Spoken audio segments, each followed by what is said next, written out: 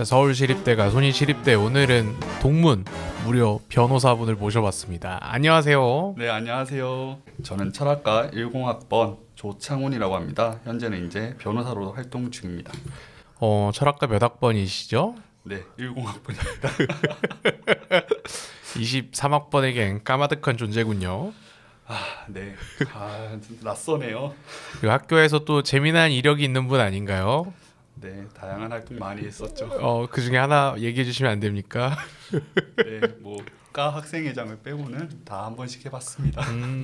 네, 무려 총학생회장 출신이신 동문 변호사분을 모셔봐서 오늘은 재학생분들께 도움이 될 만한 법률 상식 그리고 법에 관련된 이야기를 들려드리도록 하겠습니다. 이번에 특별히 대학생들이 겪을 수 있는 어떤 사건, 사고, 문제에 집중해서 변호사 선배님의 어떤 어드바이스, 꿀팁 이런 걸 여쭤보도록 할 건데요.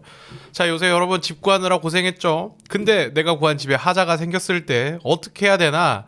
동문 변호사님께 한번 여쭤보겠습니다. 조창훈 변호사님, 우리 집이 고장이 났어요. 어떻게 해야 돼요?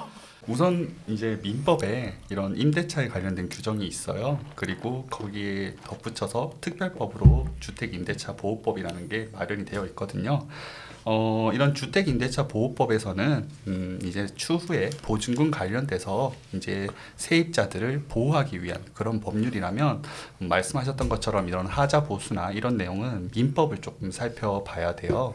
특히 일반적으로 임대인들은 이런 임차인에 대해서 그런 목적물을 수익 사용할 수 있게 하는 의무가 되어 있거든요. 그래서 만약에 임차인의 가실로 인한 부분이라도 만약에 그 임대 목적물의 구성적인 부분을 차지하는 부분, 예컨대 보일러가 누수가 생겼다던가 아니면 고장이 됐다던가, 즉 그런 부분에 있어서는 임대인이 임차인에게 사용 수익할 의무를 부담하는 그 일환으로서 당연히 임대인이 부담하여야 하는 부분인 거죠. 그래서 임차인으로서는 그냥 그런 부분에 대해서 임대인한테 수리를 요청하고, 만약에 그 수리를 요청해도 받아들여지지 않을 경우에는 어쩔 수 없이 자기 사비로 먼저 지불한 다음에 그 금액을 청구하는 방법 등이 있겠습니다. 청구를 했는데 배째 그럼 어떻게 해요? 저는 그런 경우를 봤어요. 우리 정문 후문에 만만치 않단 말이지, 사는 환경이. 맞습니다. 그래서 그렇게 집주인분이 적극적으로 임해주지 않으실 때는 어쩔 수 없이 내용 증명을 보내서 법적인 증거를 만든 다음에 소송을 통해 다툴 수 있는 방법이 있겠습니다. 우리 선배님이 변호사셔서 이제 단어가 좀 우리랑 달라졌어요. 임대인, 임차인도 저는 어렵단 말이죠. 쉽게 임대인은 집주인이고, 네. 임차인이면은 학생이죠. 네. 근데 요새는 또 그 기업형 원룸 이런 것들이 늘어났대요. 그러니까 옛날처럼 무슨 집주인 할아버지 할머니가 아니라 업체에서 관리하는 데들이 있다는데, 그런 데들은 어때요? 그럴 경우에는 이제 집주인, 임대인이 법인인 셈이죠. 그렇게 법인이 될 경우에도 계약을 체결하는 게 상당히 중요해요. 일반적으로 말씀하신 그런 할아버지 할머니들 개인과 상대할 때도 그런 계약서를 작성할 때 내가 누구랑 계약하는지 정확하게 확인을 하고 진행해야 되는 것처럼, 법인의 경우에는 법인 등기부 등본도 떼보고 거기에 대표이사로 기재되어 있는지도 확인하고, 그 해당되는 대표이사가 직접 그 법인의 인감도장 등을 들고 와서 계약을 하는지도 확인해야 돼요. 그래서 오히려 임대인이 법인이다 그러면 더 깐깐하게 살펴봐야 될 사항이 많다는 거죠. 지금 듣기만 해도 그냥 제발 사건 사고가 우리 집에 하자가 없었으면 좋겠다라고 생각이 들 정도로 어려운 것 같은데, 좀 간단하게 우리 집에 예를 들어 천장에서 물이 샌다든지 곰팡이가 슬어요. 그러면 어떻게 해야 돼요? 가장 간단한 방법은 돈 들고 가까운 변호사 사무실 찾아가는 거죠. 그러면 알아서 해주나요? 네, 그런 부분에 있어서 개인이 할 수 있는 증거라든가 그런 걸 확보해서 간단하게 상담만 받아도 어떻게 보면은 그렇게 길라잡이가 다 되거든요. 그리고 상담만 받더라도 요새는 인터넷을 통해서도 나홀로 소송 방법이라든가 그런 게 상세하게 설명이 되어 있기 때문에 충분히 이런 건 간단한 사건이라서 혼자서도 해결이 가능합니다. 그렇군요. 집에 하자가 생겼을 때 무엇보다 중요한 것은 그 즉각적으로 증거를 잘 확보해야 된다는 거예요. 추후에 이제 내가 그 계약 기간이 끝나서 아니면 하자를 보수해주지 않아서 내가 나와버리고 나서 나중에 소송을 하게 될 때는 이제 증거 확보가 너무 어렵거든요. 결국 법적 분쟁에서 가장 중요한 것은 증거 확보이기 때문에 바로바로 즉각적인 조치가 필요하다는 겁니다. 자, 다음 주제로 준비해 주셨습니다. 우리 알바 많이 하잖아요. 근데 알바하면서 임금 체납이나 뭐 각종 부당한 노동 환경이나 여러 가지 이슈가 있을 것 같은데 선배님 어떻게 해야 되고 또 어떤 문제가 있는지 한번 소개 좀 부탁드리겠습니다. 이런 아르바이트에서 가장 문제가 되는 게 고용주하고 이런 학생들 간에 근로계약을 체결하지 않는다는 거예요. 맞아요. 잘 안 해주려 해요. 네, 막상 이제 일하려고 하니까 학생 입장에서는 계약서 좀 체결해 주세요. 말을 꺼내도 뭐 사장님들 입장에서는 혹시라도 뭐 그게 문제될까봐 차일피일 미룬다던가 아니면은 그렇게 계약서 작성을 요구했다는 이유로 뭐 나는 너랑 일을 못하겠다라던가 이렇게 해고를 하는 경우도 있거든요.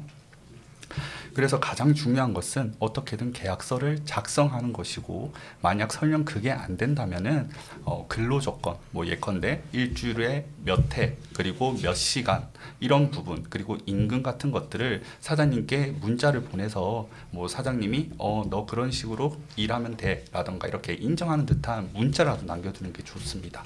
네, 그리고 당연히 임금 같은 경우에는 계좌를 통해서 받아서 입금 내역이 바로 확인될 수 있도록 그렇게 확인하는 것이 좋고 또한 만약에 자기가 계약된 근로시간 외적으로 추가 근로를 했다 그런 부분도 사장님하고 문자라든가 그런 걸 통해서 추후에 객관적인 증빙 자료가 남도록 그렇게 준비하는 게 중요하겠습니다. 저도 단 한 번도 계약서를 써온 적이 없는 것 같아요. 뉴스에서는 막 그런 얘기 많이 나오고 하는데 막상 내일이 닥쳐지면 이거 근로계약서 없어요? 라고 물어보기가 굉장히 쉽지 않더라고. 일하고 있는 다른 알바 먼저 하신 분들도 그냥 하고 있고. 근데 이걸 요청을 해야 된다는 거잖아요. 근데 요청을 만약에 거부해 그쪽에서 그거는 문제가 되나요? 법에서도 근로기준법에서도 근로계약서를 체결해서 교부하도록 되어 있어요. 그렇기 때문에 사실상 사장님께서 그렇게 체결을 안 하시고 하는 것은 다 법 위반 사항인 거죠. 근데 또 고용주 입장에서는 알바생한테 서류 쓰고 그러면 또 그걸 또 어디 등록을 하고 그런 일들이 복잡하니까 그냥 현금으로 주고 끝내는 게 마음이 편해 이렇게 생각할 수도 있잖아요. 또 알바도 이렇게 하면 세금 안 떼고 보통 현금으로 오가는 경우가 또 편하니까 그런 거 아닐까요? 네, 그런 부분도 있죠. 하지만 이 법적 분쟁이라는 건 뭐 말씀하셨다시피 뭐 설마 나한테 이런 일이 일어나겠어? 안심하다가 결국 문제가 터지는 거거든요. 그래서 뭐 이렇게 단기 근로로 일을 하면서 뭐 3.3% 원천 징수를 하더라도 차라리 그렇게 세금을 내고라도 안전하게 가는 게 장기적인 관점에서는 더 좋다는 거죠. 선배님은 어디서 알바해봤어요? 저도 이제 후문에서 거기 지하 돈부리 지하 돈부리? 네, 반지하 돈부리. 아 이거 없어졌어요. 그리고 또 거기 오광수산 옆에 있던 마왕족발. 마왕족발? 네, 거기서 네, 돼지 족발 피도 빼고 네, 털도 밀고 했습니다. 그랬구나. 선배님은 썼어요? 저요? 저 안 썼습니다. 파차 변호사도 안 써놓고서 뭐 우리 보고 쓰래 말해. 네, 변호사 되기 전이라서 네, 잘 몰랐죠. 이제 세부 주제로 준비해온 게 사장님이 임금을 좀 늦게 주거나 가게 물건으로 지급해도 그러니까 현물로 줘도 되냐 이런 거 같은데 물건으로 주는 경우도 있나요? 저 이런 건 처음 봤는데. 만약에 사장님께서 현금을 막 주시기 힘들겠다. 네. 그래서 뭐 예컨대 뭐 그러면은 가게에서 판매하는 물품이나 그런 걸로 대신 지급하겠다. 그런 분들도 정말 간혹 있으세요. 네. 근데 근로기준법에도 우선 임금은 현금으로 지급하도록 되어 있기 때문에요. 네. 만약에 알바생이 저는 꼭 돈으로 받아야겠습니다 라고 한다면 당연히 돈으로 지급해야 되고 네, 이런 식으로 물품으로 대신 지급하는 것은 법적으로 이제 허용되지 않는다고 봐도 되겠습니다. 네. 구석기 시대에 갔네요. 물건으로 주려는 사람이 있구나. 자, 세 번째. 내가 일하는 가게가 문을 닫을 수도 있어요. 또 코로나 기간 동안 폐업도 많이 됐잖아요. 이렇게 밀린 월급을 받을 수 있을까요? 이게 참 어려운 건데 우선은 일반적으로 아르바이트를 하시는 곳이 뭐 제가 아까 말씀드렸던 것처럼 정후문에 있는 개인 사업자 가게면은 개인 사업자가 등록을 폐지한다, 즉 폐업을 한다고 해도 그런 그 사업자분한테 대표자분한테 채무가 있다라는 것을 계기로 해서 소송을 걸 수는 있어요. 근데 만약에 내가 뭐 서브웨이라든가 이렇게 대기업, 즉 법인에서 아르바이트를 한다. 물론 그런 기업들이 한순간에 망할 일은 없겠지만 만약 망한다면은 그것은 그 법인과 나와의 근로 계약을 체결한 것이기 때문에 그런 경우에는 받기는 힘듭니다. 아 이것도 내가 일하는 가게가 문 닫지 않기를 또 기도 메탈을 드리는 수밖에 없네요. 그 학기 초잖아요. 학기 초에 또 대학생을 대상으로 하는 범죄 이런 것들이 많을 수도 있잖아요. 또 지방에서 올라온다든지 아직 좀 세상 물정을 모를 수도 있으니까 최근에 학교 에브리타임에 올라왔던 것 중에 학교에 어떤 동아리 포스터 같은 게 붙어져 있는데 이거 뭐 정치나 아니면 종교 사이비 쪽이니까 절대 들어가지 마세요라고 누가 올린 거예요. 봤더니 무슨 뭐 혁명운동 이런 노래 동아리인데 또 사회초년생 대상으로 우리가 알고 있는 그런 뭐 종교단체에서 애들을 꼬드긴다든지 뭐 다단계에서 꼬드긴다든지 요새 그런 거 많은데 대학생 1학년 혹은 사회초년생인 후배들 대상으로 좀 이런 거 조심해 이런 게 있나요?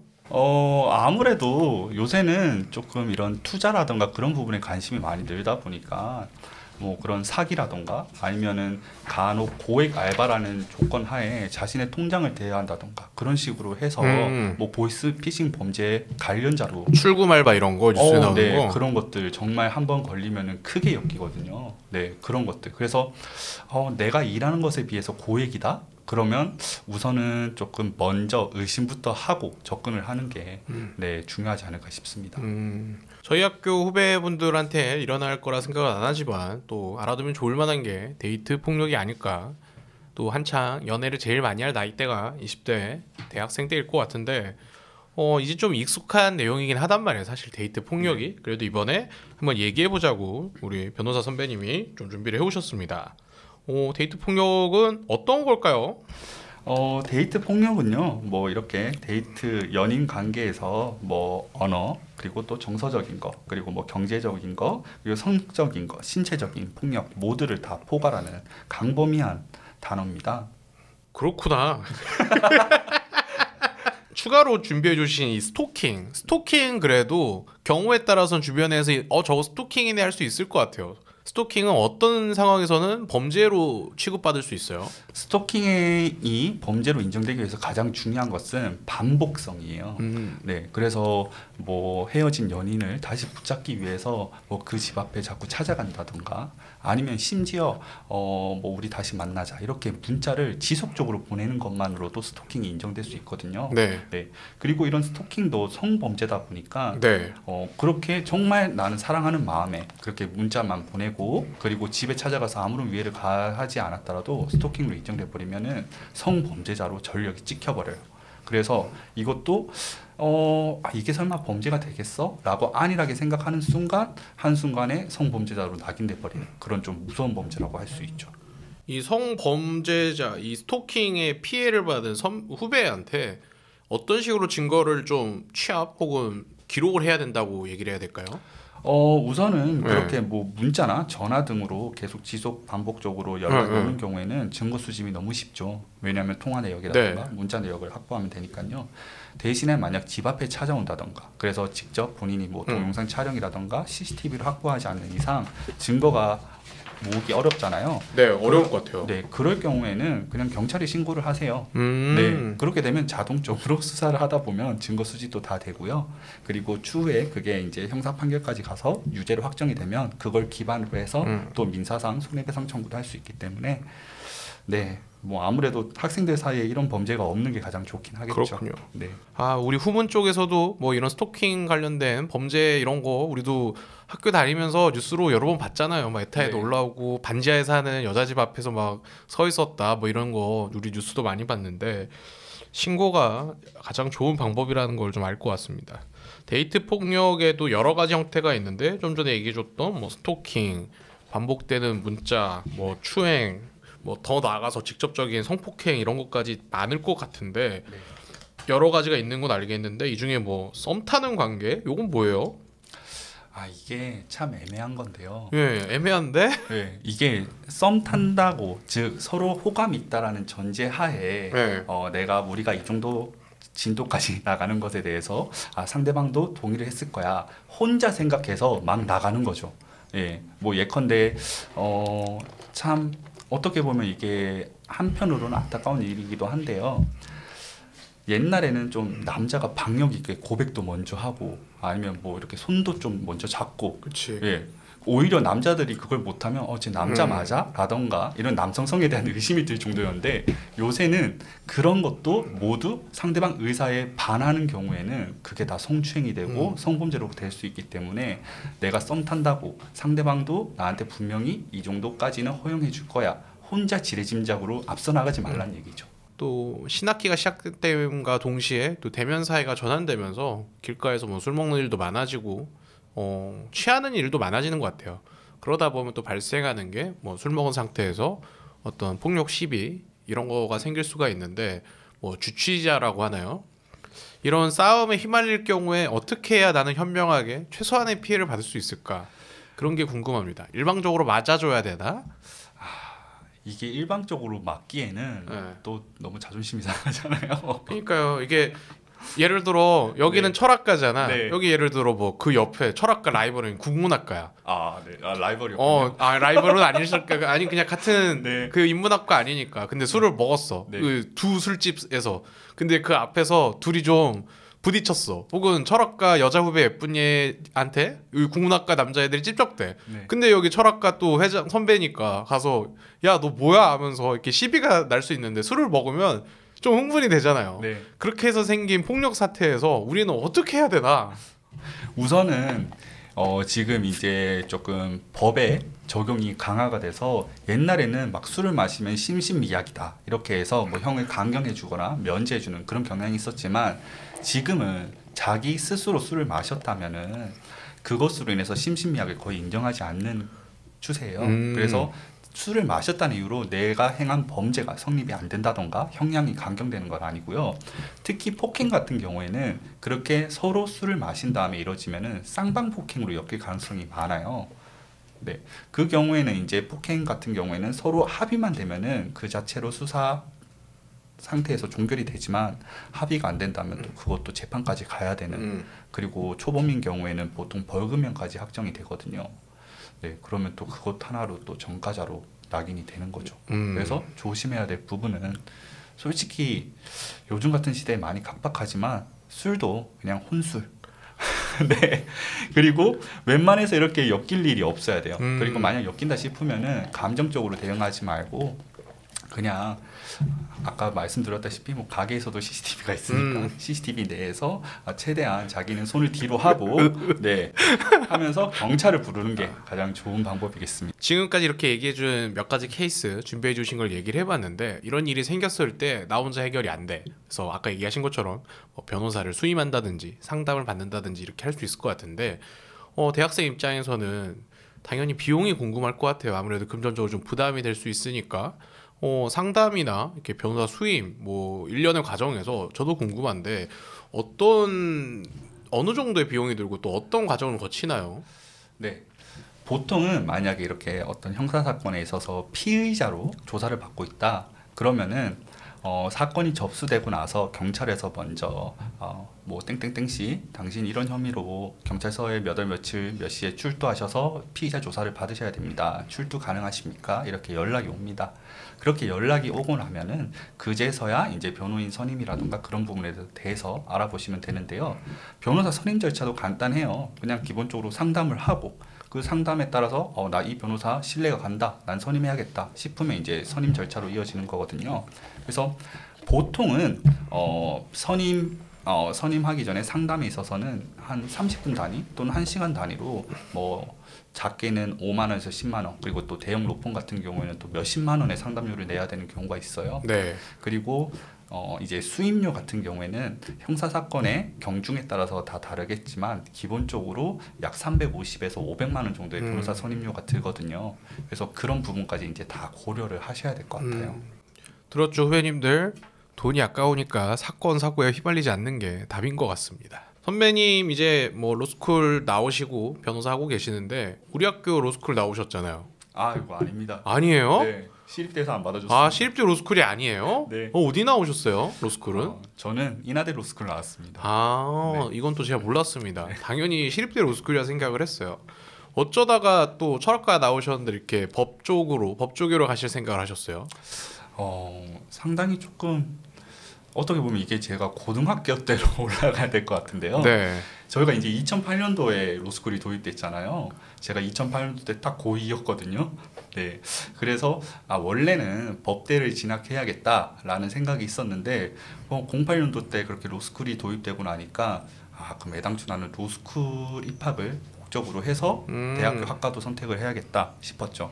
그래서 뭐 자전을 갈지 뭐 아니면은 뭐 행정학과를 갈지 이런 부분에서도 고민이 많았는데 로스쿨 입학을 위해서 그래도 철학과에서 배우는 좀 논리학이라던가 뭐 그런 사상들이 큰 도움이 된다고 하더라고요. 저희도 최근에 서울대 한 분을 통해서 철학과를 가면 로스쿨에 유리하다라는 걸 모두가 알게 됐죠. 네, 그래서 저는 뭐 애당초 철학과를 선택해서 진학을 했었죠. 그래도 시립대 출신 뭐 물론 로스쿨은 아니지만 시립대 출신 뭐 변호사나 법조계 분들 이렇게 좀 연결이 되거나 네트워크가 있나요? 그게 궁금하네. 뭐 동문회에서는 그런 법조 동문회라던가 그런 부분이 있다고는 하는데 뭐 아직까지 저도 뭐 여러분들에 비하면은 나이는 네. 많겠지만 그래도 아직 젊은 편이라서 네. 동문회에서 따로 연락을 온 건 없고요. 그렇다고 또 제가 지금 제 생활이 너무 빠듯하고 바쁘다 보니까 네, 네. 그렇게 연락을 취하기도 어렵고요. 네, 분명히 근데 있긴 있는 걸로 알고 있습니다. 변호사의 삶은 어때요? 변호사. 우리 신성한 변호사님을 통해서 요새 변호사의 삶에 관심이 많습니다. 드라마 이야기 하시는 거죠? 모든 변호사는 조승우 같은 줄. 아유, 아닙니다. 뭐 특히 최근에 종영이 됐었죠. 이상한 변호사 우영우. 네. 거기서도 뭐 변호사는 딴 거 잘 필요 없고 이 있습니다. 이거 한마디만 잘하면 된다고 하는데 네. 아유, 그렇게 말했다가는 혼나요, 재판장님한테. 네. 그러니까 이제 변호사가 재판정에 나가서 그렇게 구두로 진술할 수 있는 일은 많이 없어요. 그러니까 구두로 진술하더라도 미리 제출한 서면으로 제 진술을 가름하겠습니다. 이 정도 말을 하는 게 다거든요. 그리고 또 많은 의뢰인분들이 의아해하세요. 뭐 예컨대 이런 경찰 조사나 검찰 조사 때 변호사도 같이 동행해서 들어가잖아요. 네. 그러면 드라마 같은 거 보면은 오히려 우리 의뢰인은 조용히 이렇게 팔짱 끼고 앉아 있고 옆에서 변호사님께서 그 부분에 대해서는 저희 의뢰인 대답하지 않겠습니다. 그러니까 이렇게 적극적으로 언급을 하시는데 그랬다가는 수사관님한테 수사 방해로 쫓겨나요. 그러니까 사실상 변호사라고 해서 막 드라마에서처럼 뭐 지금 뭐 농담삼아 말씀하시지만 네네. 뭐 사회 지도층이다. 네네. 그런 거 전혀 없습니다. 오히려 정말 고객을 대하는 의뢰 입장에서 그리고 또 수사기관 입장에서는 최대한 그냥 의뢰인을 도와드리는 입장에서 그렇게 어떻게 보면 오히려 갑질보다는 서비스, 봉사를 많이 해야 되는 직종인 거죠. 시립대 후배님들이 뭔가 혹은 우리 동문분들이 사건 사고가 났는데 변호사 수임을 만약에 우리 조창원 동무님에게 한다면 뭐 동문 DC 있나요? 사실 이게 변호사법에서 그리고 저희 변호사 단체에서 뭐 저렴하다 뭐 그런 부분에 대해서는 좀 광고를 못하게 돼 있어요. 그리고 이 방송이 어찌됐건 불특정 다수한테 공개가 되기 때문에 제가 그런 부분에 있어서는 공식적으로 말씀을 못 드리고요. 뭐 연락 주세요. 연락 주시면 뭐 알아서 뭐 잘 되겠죠. 그렇군요. 그래도 이렇게 연결이 돼가지고 오늘 후배님들께 법률 이야기 또 사건 사고에 미리 대처하고 도움이 되는 팁을 알려주셔서 너무 감사합니다. 마지막으로 또 뭐 하고 싶으신 말씀 있으신가요? 마지막으로 딱 한마디만 드리자면 제가 조금 다소 회의적이고 그리고 좀 비관적이라고 말씀드릴 수도 있겠지만 사람을 너무 믿지 마십시오. 결국 이 법정 분쟁도 다 사람 관계에서 발생을 하는 거거든요.